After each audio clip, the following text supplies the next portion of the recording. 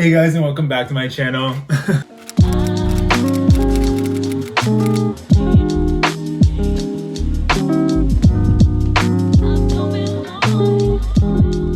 My name is Dominic. If you're new here, we do all kinds of fun stuff here on the channel, and today we're actually going to be doing a video all about how I got started with film photography and just giving a quick rundown of all the cameras that I have and some little tips and tricks. Honestly, like, I'm not an expert by any means. Definitely, if you're just getting started and you need some beginner tips, I got you.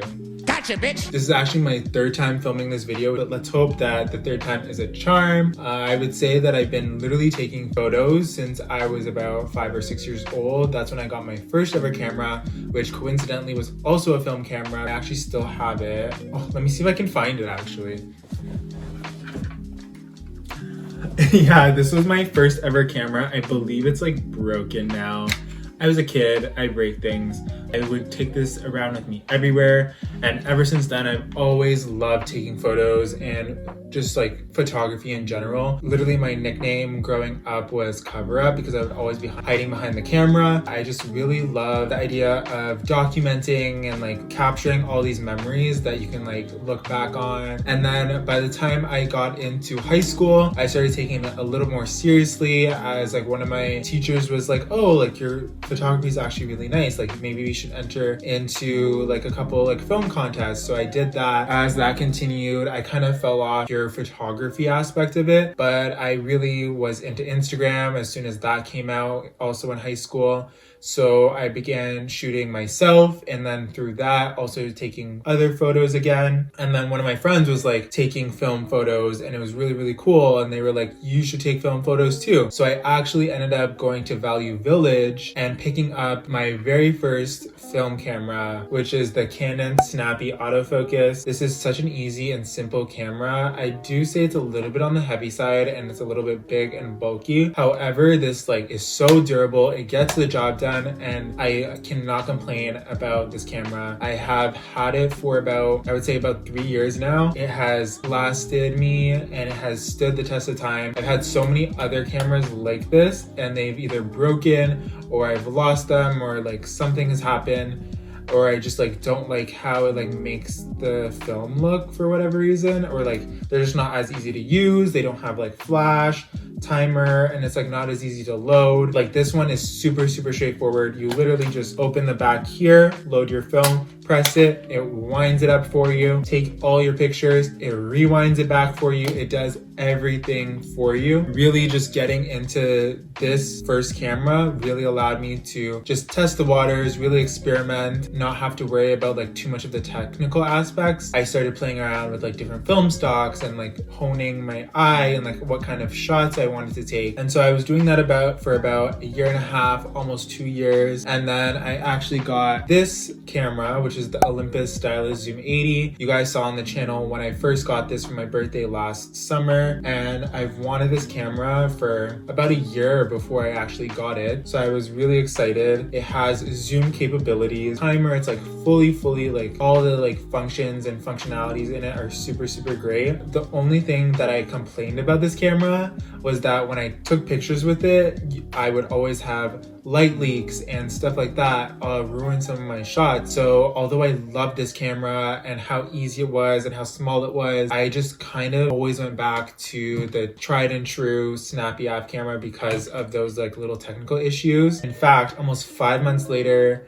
in about November, so like around the time that I got my latest camera, which I'll get into, this camera completely conked out on me. And if you can see, like it's fully open now and the flash is partially up. So I actually cannot close or open it at all. It is just like completely stuck. And I know that these cameras can be quite costly to fix. So at the moment it is out of commission. I'm hoping though by the end of this year, I can get it up and working again. Okay, and then that brings me to the king. I absolutely love this camera. It is the Minolta X700 SLR 35mm camera.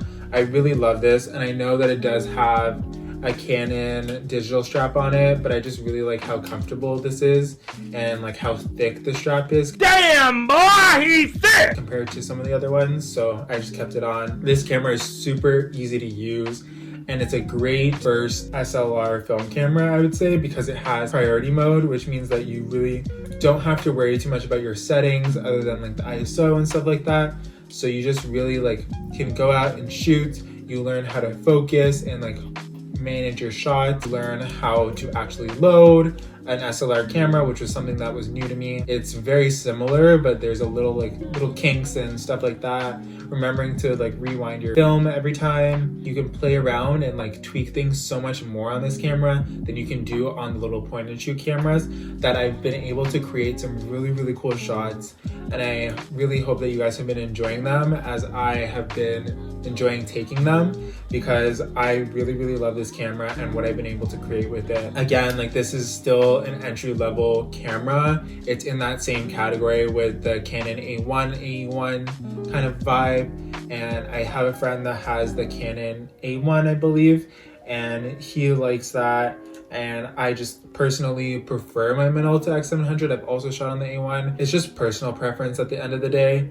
I also find that this is lighter than the Canon A1. Personally, definitely recommend this over the Canon A1, but it depends on how you shoot and what you kind of value. It's been about almost coming up on 6 months with this camera, so I'm really excited to continue to use it and create some really great shots. So that's all the cameras that I have between the Canon Snappy app, the Olympus Zoom Epic 80, and the Minolta X700. I would definitely 100% recommend going to your local Value Village and picking up a similar camera. It doesn't need to be this exact one, but get one for $3-4 like I did and just start shooting. Get that ball rolling and just like start shooting, because it's so much fun.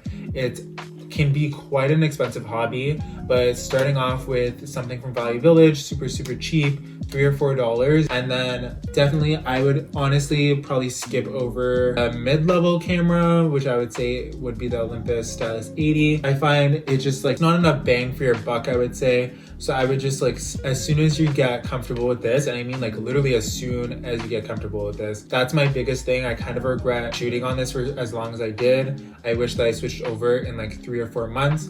So I would say as soon as you get comfortable with this, which would probably take you about 3 or 4 months, definitely switch over to an SLR style camera if you can afford it. They can be quite costly, but I got this for a bargain on Kijiji. Photos from when I first started shooting until now, it's like literally the difference is astronomical. It's just so much fun. I am so happy I got started on this journey of film photography, and I can't wait until to see like what I'm able to come up with or what I'm able to grow into in the next like 2, 3, 4 years. I would definitely also say follow a bunch of film photography YouTubers between like Joe Greer, Willem Verbeck, and like all these kinds of people. Like they really like teach you all the fundamentals that you need to know, but also get you really inspired, and maybe will like push you to experiment in different ways that you never even thought about. So I would definitely recommend doing that. And if you get a new camera, definitely research it and like figure out the different capabilities that can really help you out, especially when you're out in the field. Something goes wrong, if you have that background knowledge, you can probably figure out how to fix it much more quickly than. Okay guys, that's the end of this video. That's the end of my journey and all the tips and tricks that I have for you guys. I really hope you guys enjoyed it.